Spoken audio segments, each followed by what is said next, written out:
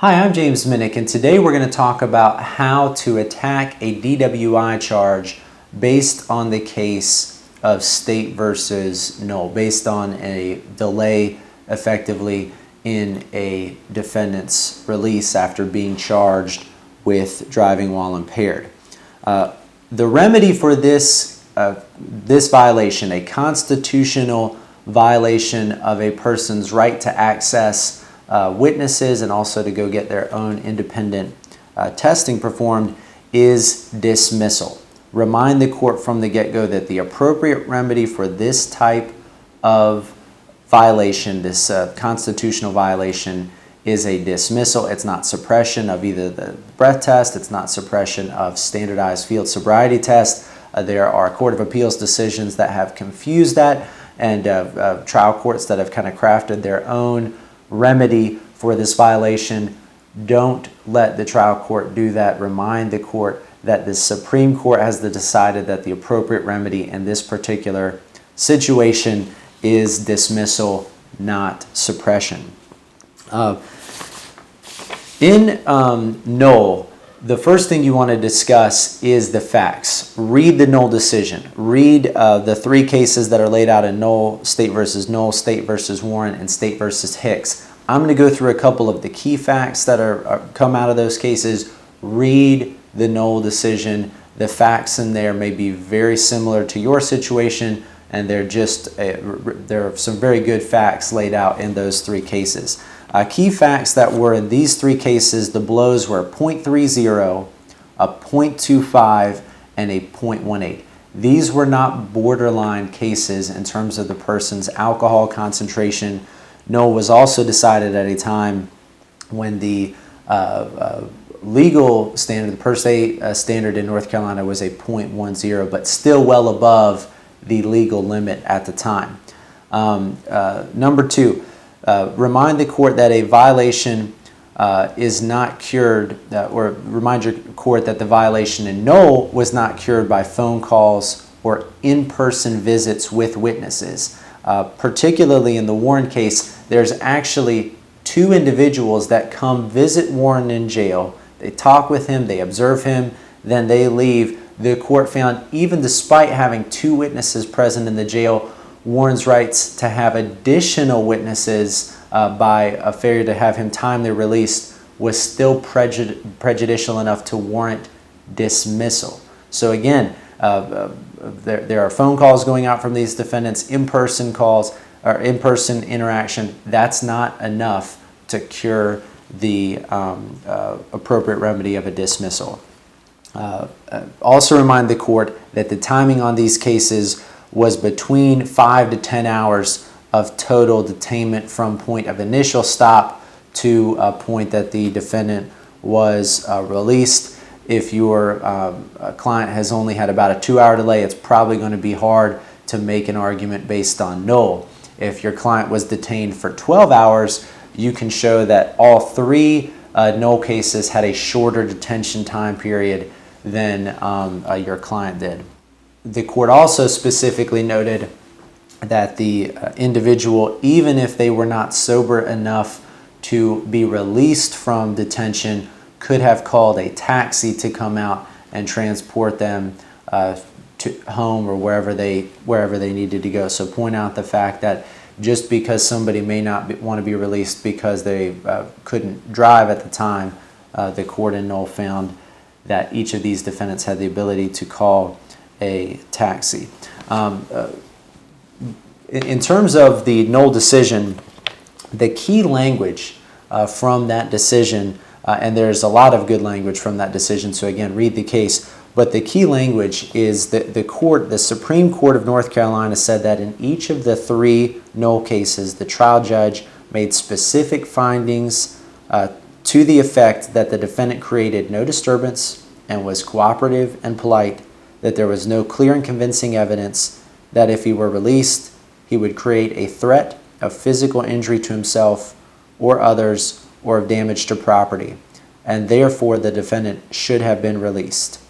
The court went on to say that each defendant's confinement in jail indeed came during a crucial period in which he could have gathered evidence in his own behalf by having family and friends observe him and form opinions as to his condition following arrest. This opportunity to gather evidence and to prepare a case in his own defense was lost to each defendant as a direct result of a lack of information during processing and as to numerous important rights and because of the commitment to jail.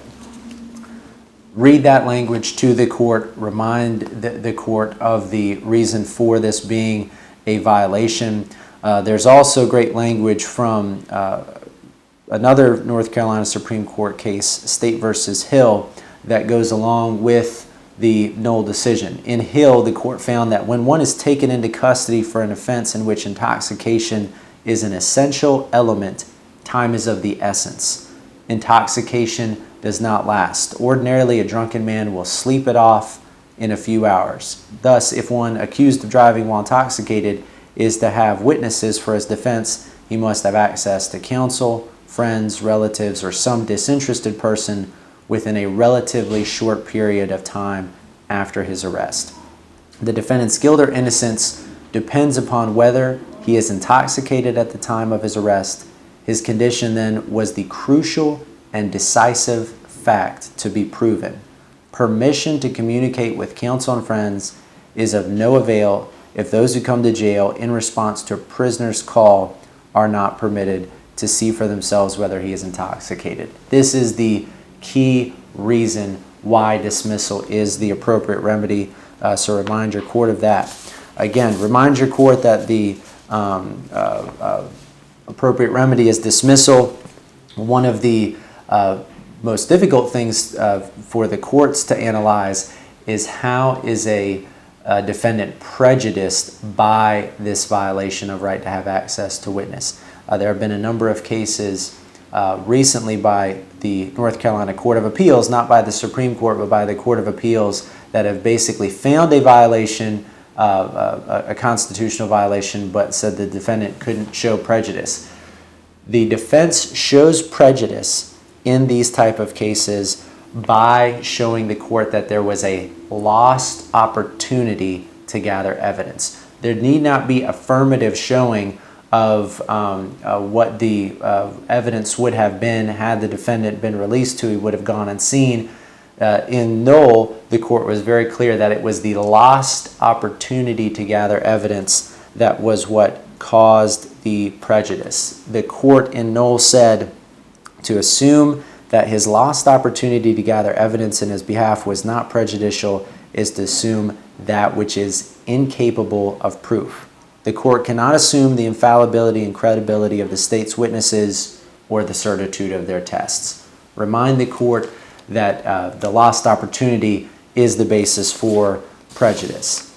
A couple of red herrings that you might hear from the state. First of all, what about if there was an inadvertent violation? What if the magistrate was really busy, or what if they just kind of didn't realize that there was somebody sitting in the jail and they found that out? What if there was kind of an inadvertent violation of the defendant's right? The court said that does not make any difference. In Hill, the court found that when an officer's blunder deprives the defendant of his only opportunity to obtain evidence which might prove his innocence, the state will not be heard to say that such evidence did not exist. Another red herring that you might hear argued by the state is, how does a breath or blood alcohol concentration impact prejudice? Hill was decided at a time that there was not a kind of per se law in terms of a particular alcohol concentration being kind of per se evidence, prima facie evidence of impairment. However, Knoll was decided at a time that there was a per se rule in place, that there was prima facie evidence based on a 0.10 or higher alcohol concentration. And again, remember that the Knoll cases, the result was a 0.30, a 0.25, and a 0.18. So don't let the state argue to the court, well, that doesn't really matter that this person was denied access to friends and family. The result was a 0.15, and again, that wouldn't have changed anything had friends or family been allowed. Remind the court that the Knoll case specifically stated that the court cannot assume the infallibility and credibility of the state's witnesses or the certitude of their tests. Good luck in attacking your case based on State versus Knoll, and continue to fight the good fight.